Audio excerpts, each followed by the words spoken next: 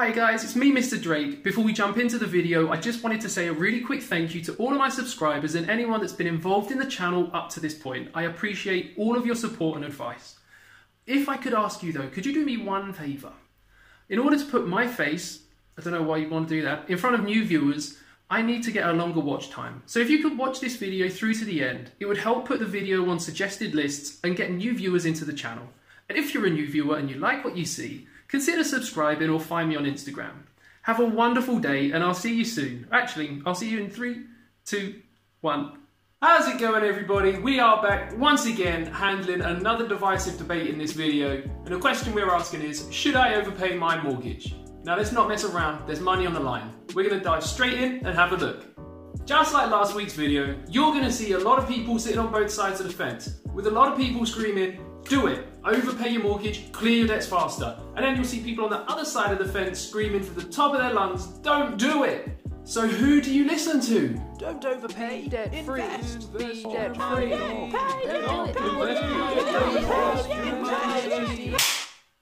None of them. That is except maybe this video, because I'm not going to tell you what to choose. I'm going to show you the variables that are going to help you make a decision based on your personal circumstances. And if you think there's a variable that I've missed, please do let me know down in the comments and I'll pin it so that other viewers can see it too.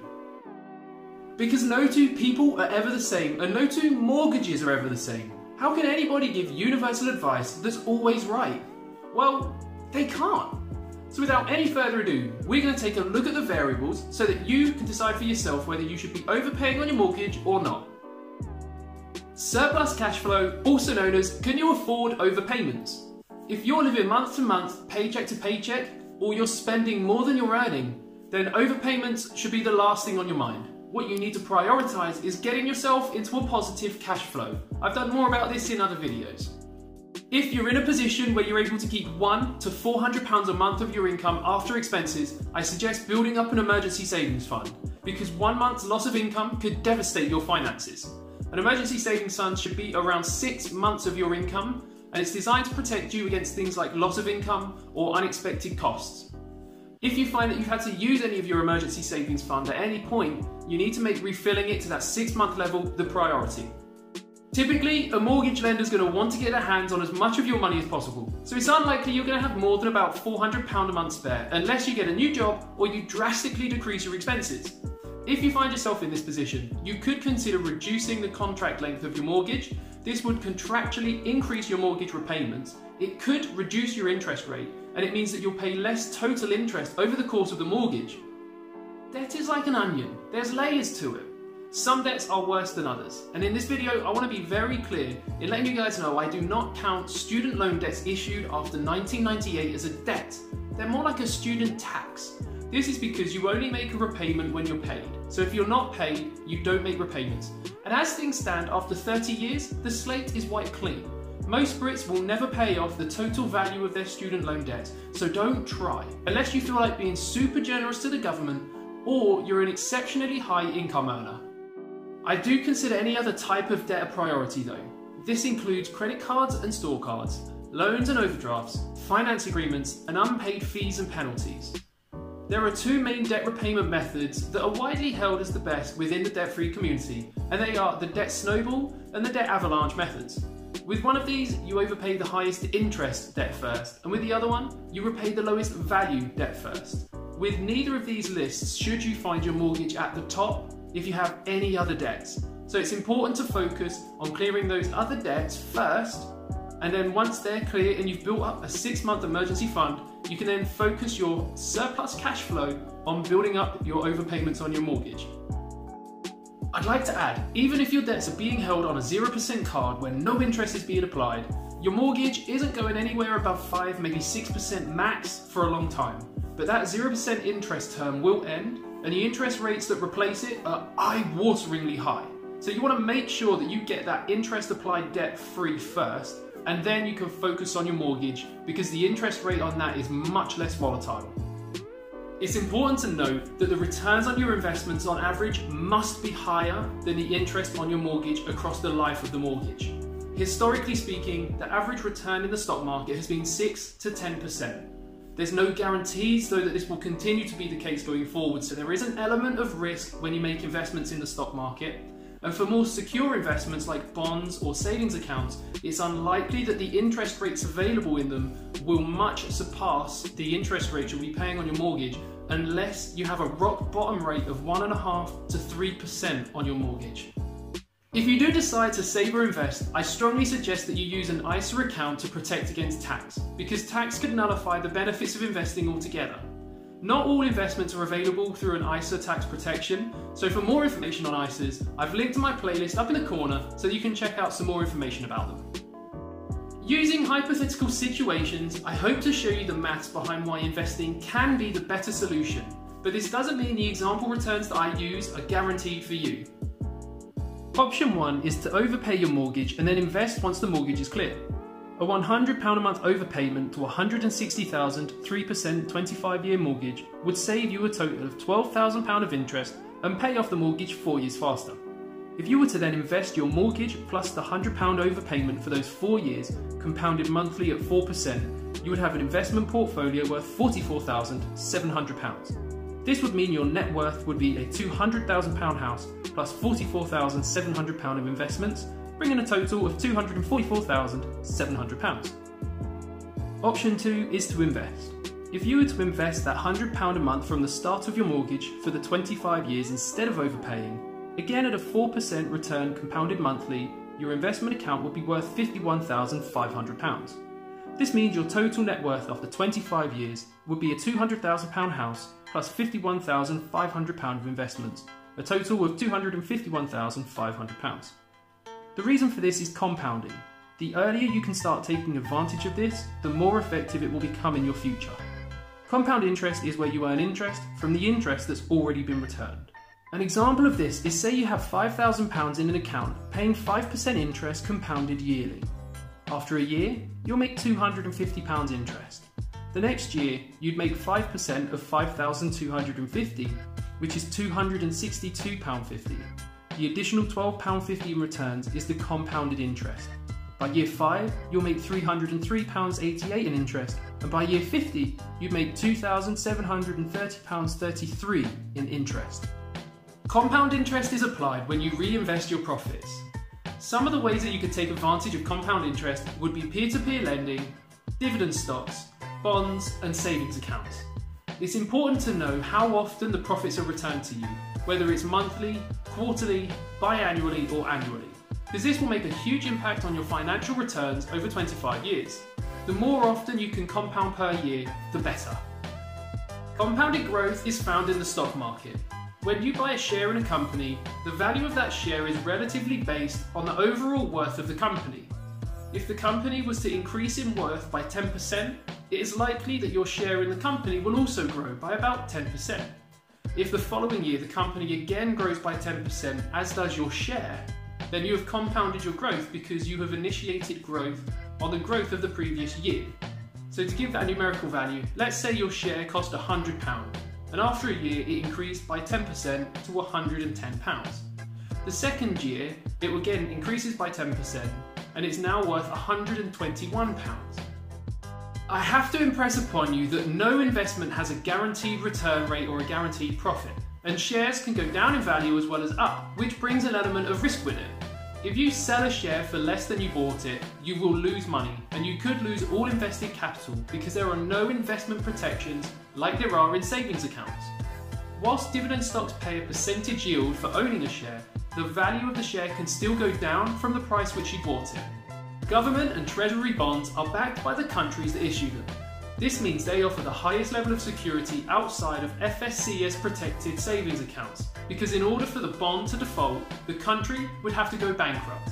And if that happens, a defaulted bond would be the least of our problems. This higher level of security means that government and treasury bonds tend to offer low rates of return. Corporate bonds and peer-to-peer lending are much riskier because there's a chance that the individual company could go bankrupt and default on their repayments. This means that you could stand to lose some or all of your invested capital. With this higher risk comes higher rates of return. It's very important that you're careful and considerate about what you decide to invest into. Seek multiple sources of advice and try to get a professional opinion when you can. If you want to see me do a series of videos about avenues of investing, what to watch out for, and how to get started, let me know and I'll add that to the schedule. Well, why would you want to remortgage? Maybe it's been indicated interest rates are rising soon, so you want to get a fixed rate before the interest rates rise. Or maybe you're on a teaser rate mortgage where you're offered a lower fixed interest for a duration that's less than the duration of the mortgage. When that teaser rate ends, you'll be in for quite a shock because the interest can often double or more, which will have a massive impact on your monthly repayments. Many people look at remortgaging to get either another teaser rate, a longer or a shorter contract term, or a more stable interest rate.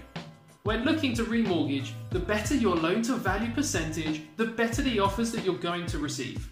In a video I did recently, I explained how the less risky you seem as a borrower, the more likely lenders are to offer you preferential rates. Well, risk is partially assessed based on the loan to value. A 50% loan to value would mean that you're seeking a loan equal to 50% of the property's value. Overpayments on your mortgage will have a big impact in reducing the loan to value because the overpayment goes directly to paying off the principal. It will also mean you're paying less interest because after an overpayment you're being charged the same amount of interest but on a lower loan value. It's very important though that you check with your mortgage lender before making an overpayment by a single penny because of the next variable. The terms and conditions. Every contract and agreement has them, and for the most part, they dictate what you can and can't do. Mortgage lenders like to use the terms and conditions to avoid their customers making large overpayments because that would affect their profits and they don't want that.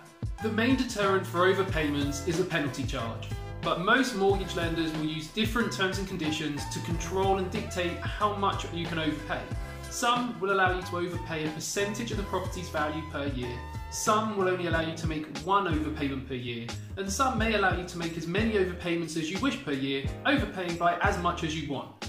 The only way to be sure the circumstances around your particular contract agreement with your lender is to get in contact with them and ask them to clarify how much you're allowed to overpay, how frequently you're allowed to overpay, and what the charge will be if you were to overpay based on their terms and conditions. Once you know how much you're able to overpay by and how often, you'll be able to make the decision based on your personal circumstances and preferences as to whether you should save and invest your money or you should overpay your mortgage. If you make an overpayment that's not allowed by the terms and conditions, a penalty fee will be applied, and that penalty fee is applied as a percentage of the overpayment value. This percentage is normally marginally higher than the interest rate you're paying on your mortgage. This is so that the bank can still apply an equivalent to the interest rate that you're paying to the overpayment. Whether it's winning the lottery or getting inheritance, a windfall could have a huge impact on your life as long as you look after it.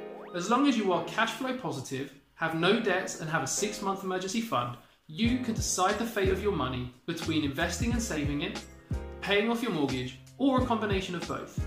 It's worth noting the £20,000 ISA limit applies in 2019, so if you get more than £20,000, I don't suggest investing any of it outside of an ISA wrapper because of the tax implications. You may also be limited on how much you can overpay on your mortgage, so it might be, depending on how much you get, that a combination of both saving and investing and overpaying your mortgage is the best solution for you. I'm talking more so about planned changes of circumstance. If you anticipate a change in the next few years, I would suggest you keep your mortgage the same and use any surplus cash that you have to prepare for the financial strain of a change of circumstances. Whether it's the increased costs of having children or the loss of income from a career year, these can be much easier to adapt to with a financial bumper. The reason why I suggest this is because you cannot afford to miss a payment on your mortgage and default on the agreement. Your mortgage is a secured loan, which means it's contractually tied to the property. If you fail to pay, they will take your home as collateral, and this is an event that is almost impossible to come back from. This is why I don't suggest doing anything that will have you even remotely close to failing to make a mortgage payment.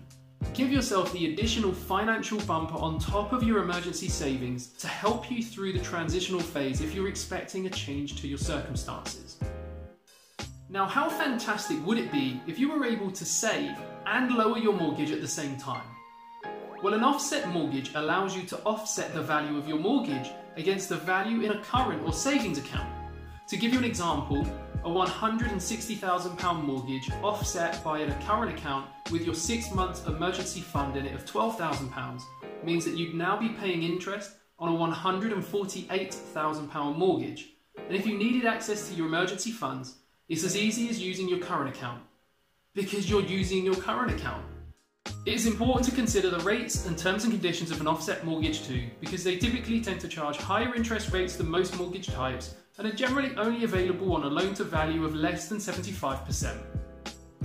To the best of my knowledge, those are the main variables that will affect your decision in the overpayment debate. Of course, you can always change your decision if your circumstances or your preferences change, but I don't suggest selling investments because you need the cash, because you could be selling when the market's down and you may even be selling for a loss. If you've got any comments or questions about this video or your personal circumstances in the overpayment debate, I'd love to hear them. Let me know in the comments down below or message me over on Instagram. As always, stay cash flow strong, turn your wages into wealth, and until next time, peace.